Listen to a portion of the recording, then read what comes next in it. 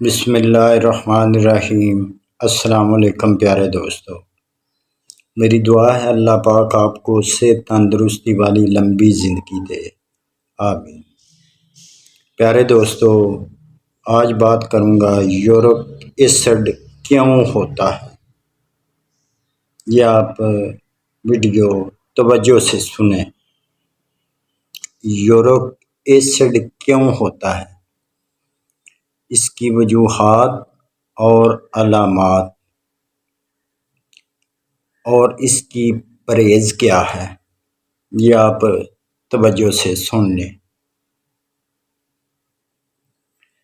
وجوہات بیان کرنے لگا ہوں۔ گوشت کا زیادہ استعمال کرنا، موٹاپا یعنی کہ وزن کا زیادہ ہونا، ورزش اور صبح کی سیر نہ کرنا،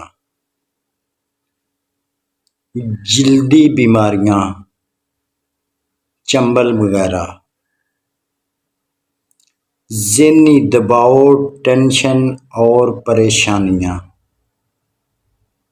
یہ وجوہات ہیں۔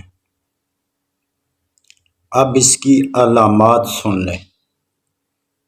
یورک ایسڈ کی علامات: جوڑوں میں شدید درد رہنا، اٹھنے بیٹھنے چلنے پھرنے سے تکلیف کا زیادہ ہونا، جوڑوں میں کھچاؤ آ جانا، پاؤں کے انگوٹھوں کا سوج جانا، گینٹھیا،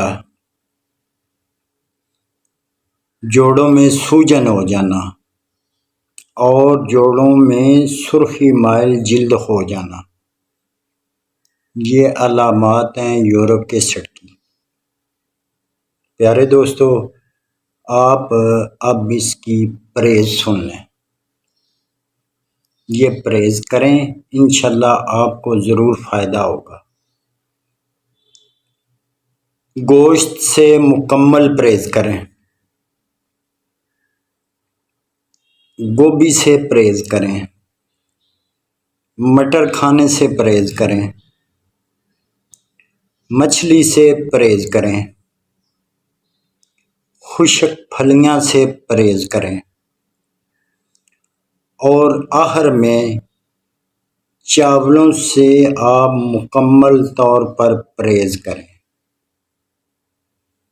چاولوں سے بہت ہی زیادہ یہ مرض بڑھتا ہے۔